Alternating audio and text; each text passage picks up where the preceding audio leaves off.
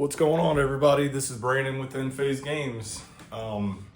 So today, this is going to be a little bit of a weird video. I had a channel update video planned for today, and then I got into the Discords and I saw that Rudy made a video, and he just did like an Ethereum Legends box opening for a patron. And with last week's announcement that beta was getting reprinted, along with like the organized play, crunch, and all that, it came out that you need to purchase a certain amount of Ethereum Legends in order to get the beta reprint.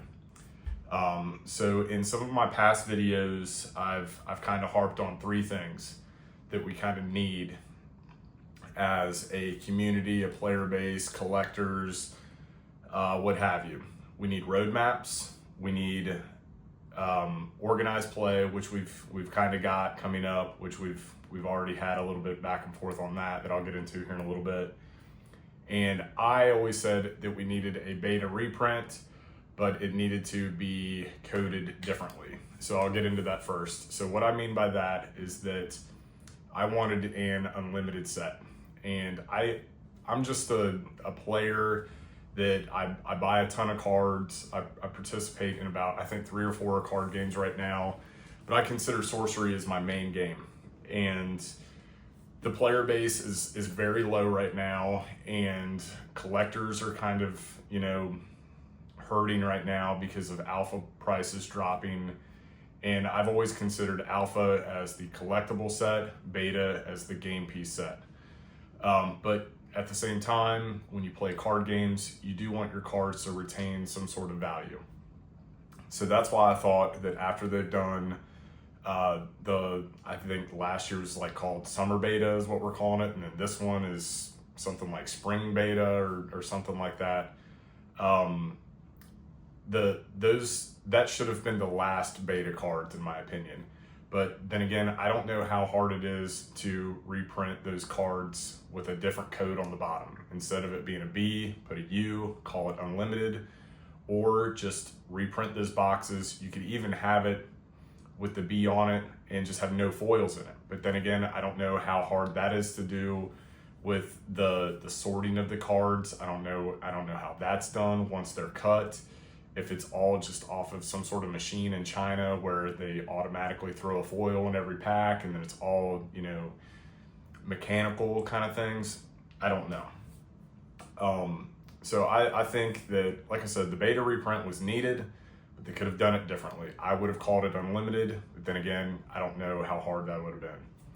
One of the other things that I've kind of harped on, I got some notes here to the side in case I'm looking away to the side just to stay on track, because I got a lot on my mind, is that people have cards that do things and they want to do things on the cards. So we finally got the official organized play announcement, which is great on paper. I have some concerns with that as well. It's still kind of in the community and the players' hands. Like, they set out this announcement and then they said, go to your LGS and have them apply. There's tons of stores that run events every week, or multiple times a week. I just don't know why a email couldn't have went out to all of those stores that said, hey, here's our new organized play structure. We're going to have these once a year cornerstone events that are your store championships. We'll have the bigger championships like Gen Con that we'll handle, and then we'll have Avatar of the Realm, which is like the world championship. I just don't know how hard it would have been. Once again, I'm just the guy that plays the cards and organizes events here at my LGS, and I don't know how hard that could have been to do. But once again, the community kind of had to step up and run to their LGS and say, hey, apply for this. All that. It's that's kind of a minor thing, but that's the way I took away from that. And then roadmaps. I've seen another, I think, Philosopher Cards online. He's harping on roadmaps as well. I'm gonna claim first to the roadmap thing. I used to play MetaZoo. That was a big thing with MetaZoo, even though they didn't adhere to any of their timing or drops or anything that was on there. But I think with once a year sets and stuff like that with Sorcery, a roadmap wouldn't hurt.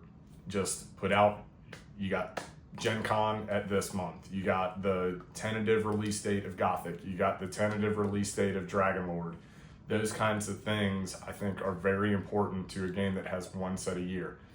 I am not one of the ones that is backtracking on one set a year. I think it's great. I think it does have some challenges. Rudy spoke about it in his video that, you know, if players, you'll have when a new set, here's how I think a new set is going to drop with Sorcery almost every time. A new set's going to drop. Everybody's going to run out and get it because they love the product, they love the gameplay. They're going to get all their cards, and then they don't need anything anymore. So if we don't grow the player base and grow the community involved with Sorcery, the game won't last, because then distribution is going to be sitting on those cards for the rest of the year. So let's say everybody has everything they need in 3 months, and then those cards just sit there, and then it drops in value because it's sitting there near the end of the year, and then you'll get this situation where it's like, hey, buy this to get that kind of thing. The distribution was kind of concerning to see. It's not new. Other distributions do that as well. I know Pokemon goes through it really big right now. If, you know, after the initial wave of Surging Sparks came out, they did a small little rebump of that with a reprint, and they were like, hey, you got to get a bunch of this other set that nobody wants in order to get 3 boxes of Surging Sparks. And people did it, and, you know, that's just part of it. I think that Rudy saying, you know, that the distribution thing could be the death blow. You know, I'm a big Rudy fan. I'm in his Patreon. I support his Patreon, and I buy stuff from him every once in a while. Usually it's just Sorcery. I think that's actually the only thing that I've bought from Rudy so far is Sorcery. I've bought a beta bundle way back in the day, and then I bought the Witch promo, I think twice. Whatever bundle he had with that, I bought it twice. I didn't sell any of it, opened all of it. I think I sold the first Witch promo and had a little bit of regret, so I bought the last one, and it's sitting on my shelf over there right now.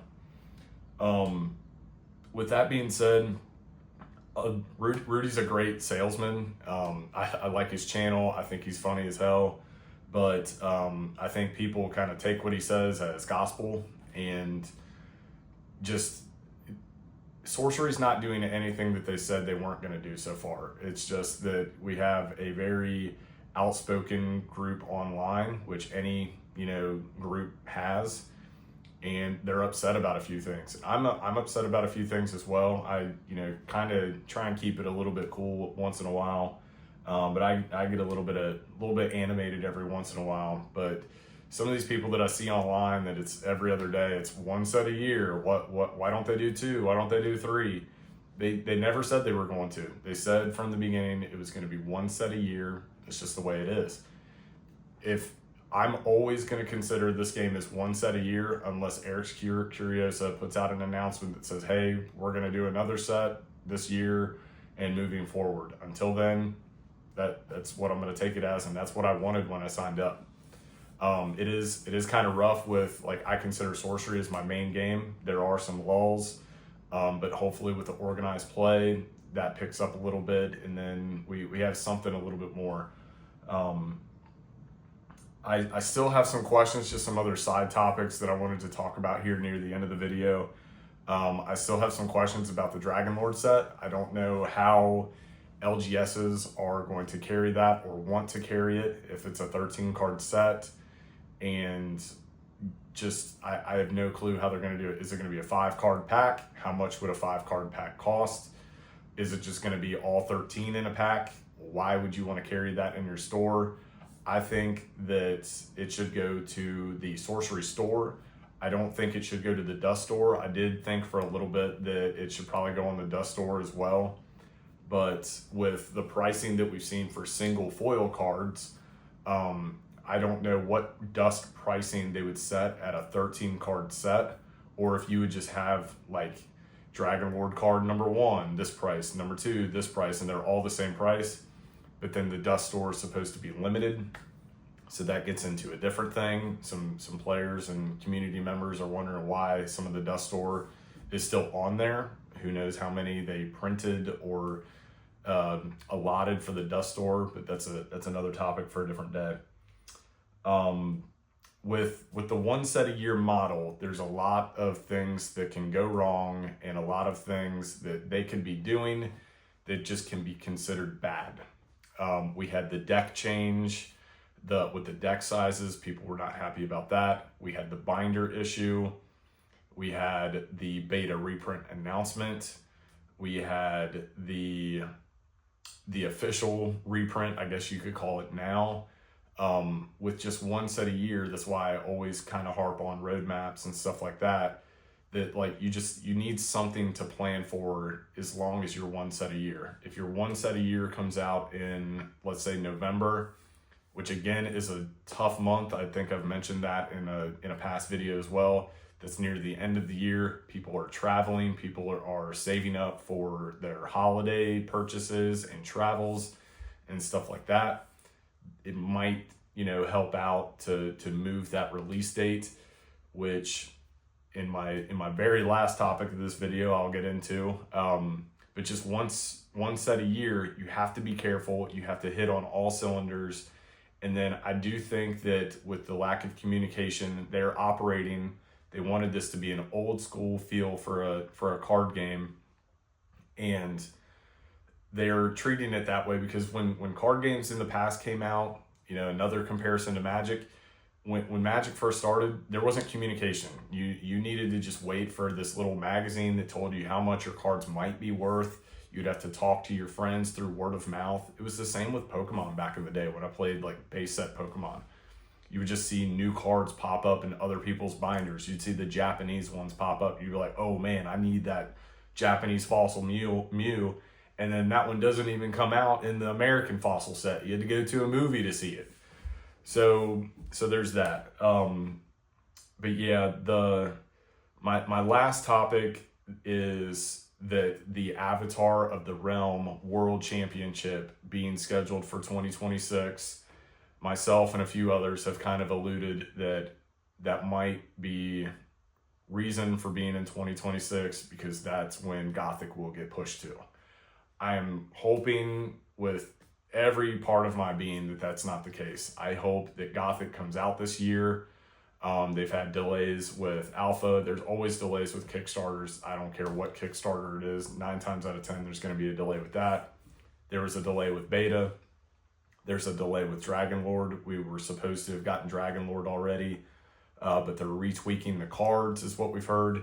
We still don't have a new Dust Store update. And then with this Avatar of the Realm being pushed to 2026, I'm thinking that Gothic might get pushed to 2026. Please, someone tell me otherwise. I'm hoping that it's not going to be pushed, but that's just how I feel in my gut. It makes sense that, if it's released this year, like Gen Con happens in August, there was spoilers for Arthurian Legends there, and then Arthurian Legends dropped end of October, first week in November, or something like that. If they're not ready to get that out at this October, November, maybe it'll get pushed to that Avatar of the Realm tournament, and that's just going to be the way it is, and we're just going to have to see what happens. So I don't think that Sorcery, like I said to finish up this video, I don't think Sorcery's doing anything that they said that they weren't going to do. They just need to round out some of the rough edges, and hopefully this organized play crunch helps a little bit. The player base needs to grow dramatically.